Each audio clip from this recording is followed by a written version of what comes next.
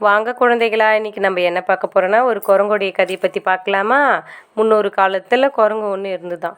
அந்த குரங்குக்கு செர்ரி பழம்னா ரொம்ப உயிராம். அந்த ஒரு நாள் அந்த அழகான அந்த செர்ரி பழத்தை பார்த்துச்சான். சட்டுன்னு மரத்து மேலேருந்து கீழே இறங்கி வந்து ஒரு சிறிய கண்ணாடி குவளையில் அதுக்குள்ளே இருந்ததான் அந்த செர்ரி பழம். குரங்கு வந்து அந்த குவளைக்குள்ளே கையை விட்டுதான். அந்த பழத்தை வந்து இறுக பிடிச்சிக்கிச்சான். இறுக கை பிடிச்சி மூடிக்கிச்சான். ஆனால் கை மட்டும் வெளியவே வரலையாம். உள்ளே போகும்போது மட்டும் நேராக போயிடுச்சான். ஆனால் பழத்தை எடுக்கும்போது வடிவம் வந்து மாறி போய் பெரிதாகிடுச்சான். கை வெளியே கொண்டு வரவே முடியலையாம்.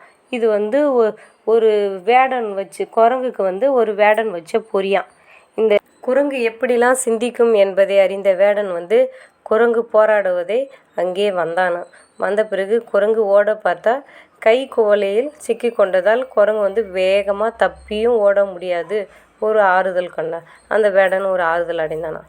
பழம் வந்து தான் கைக்குள்ளே தான் இருக்கிறதுன்னு அந்த குரங்கு ஒரு ஆறுதலாக இருந்ததாம். வேடன் வந்து அந்த குரங்கை வந்து தாவி பிடித்தானாம். ஆனால் அதன் கையில் வந்து மேலே சட்டுன்னு அந்த ஒரு தட்டியதுனால அதிர்ச்சியில் பழத்தை விட்டுட்டு அந்த குரங்கு கையை எடுத்து குடுன்னு மரத்து மேலே ஏறி ஓடிடுச்சான். வேடன் நினச்சானா, அட நம்ம கண்ணாடி குவளையும் பழமும் எந்த சேதாரமும் ஆகலை அப்படின்னு இருந்தானா. ஆனால் அந்த குரங்கு வந்து யோசித்தான், நம்ம அவசர புத்தியால் நம்ம வேடனுடைய கையில் நம்ம வேடன் வந்து நம்மளை கொன்னுட பார்த்தானே, இனிமேல் நம்ம எது பண்ணாலும் சிந்தித்து செயலாற்றுன்னு அதனுடைய தவறை அந்த குரங்கு உணர்ந்துச்சான். பாய் குட்டீஸ்.